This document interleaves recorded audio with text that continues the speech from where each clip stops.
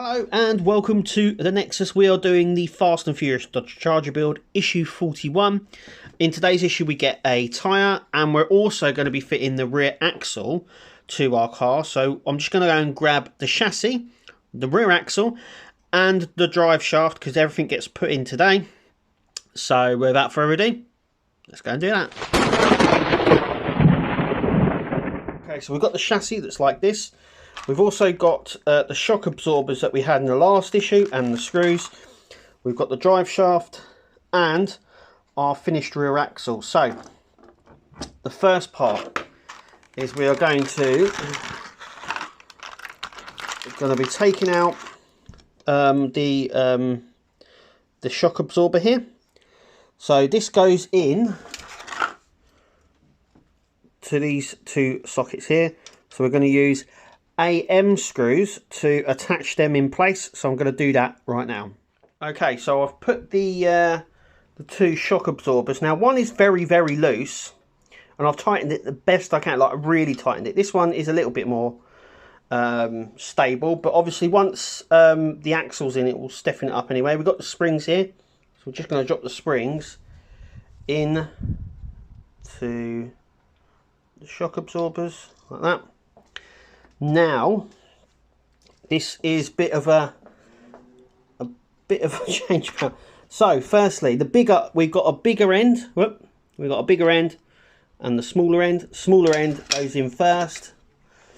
The bigger end goes here. So what we're going to try and do is we've got to fit these parts in, the shock absorbers, like so, as well as trying to get the drive shaft in. So what I'm actually going to do, there we go, get the drive shaft in first and then push the shock absorbers down. So once the shock absorbers are in and this is pushed down a bit, there we go. So these parts are going to be these parts here are going to be screwed in. So we're going to use AM screws on this part and FM screws on this one.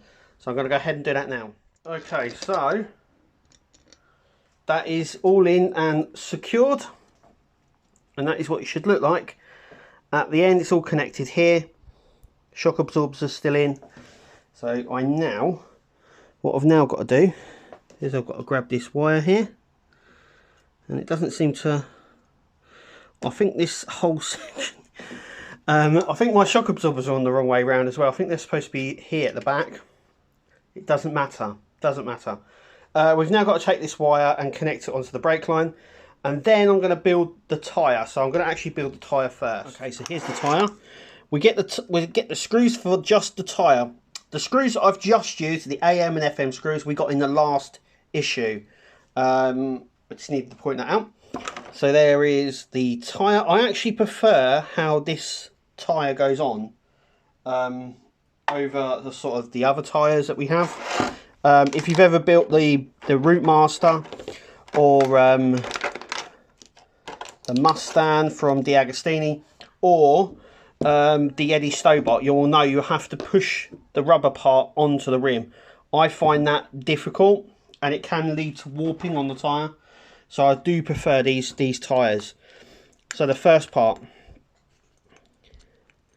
is we're going to be sticking the metal rim in. I'm going to turn it over. We're going to grab this part.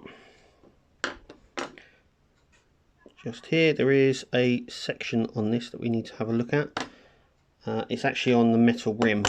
So maybe if we stick this one on here, like so. We have to grab the little key, which is the air intake valve. So that just sits on the inside, just like that. And then we're going to sandwich the two parts together. And then we're going to screw it together with HM screws. So I'm going to do that now. Is done. I remember as well with these, and I should have mentioned it right at the start, so we have an outside, as you can see, outside, and inside. It's best to know that, otherwise you're going to have trouble when you come to screw this wheel together. That is what it's like, just like that, as you can see there. And we're now going to fit it onto our car. So it only goes on one way. So we're going to take the little washer that we've got, our hubcap as well, and we're going to take an IM screw. We'll put the washer onto the IM screw like so. And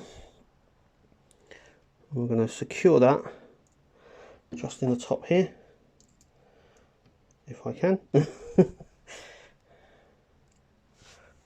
hang on, let's see if I can get a bit closer. You see what I'm doing.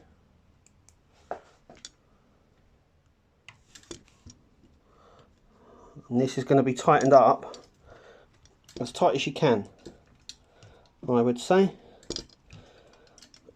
Otherwise you're going to get a wobbly wheel, or it might not spin, but we don't really want it to.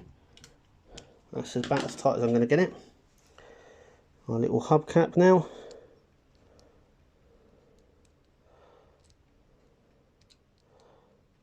And just pushes on like that. Job done. I'm going to turn it round. Now we do have all 4 tyres. I'm just going to tidy up a few bits here. I'll just drop the screw. So I'm just going to flip it now, nice and gently, and it does actually sit, which is nice. I don't know why that's gone blurry. There we go. So it now sits,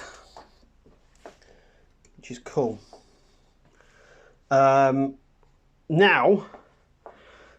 the axle's in and stuff like that, as you can see, we're going to flip it again. I really don't like flipping. Now I did try and do the brake line, but I've noticed that my brake line, it's round the wrong way. So I'm going to turn it off camera and sort that out. That won't be a problem going forward. I think in next issue 42, we get another tyre, and then I think issue 43 is the fuel tank battery box, and then I think the bottom half of the car is done. We've literally done it anyway. We've only got the tyre to fit, and the fuel tank, which is the battery box, which will sit here. But anyway, that is where we're at with this issue. Thank you for watching. I've been a Nexus, and we'll see you next time.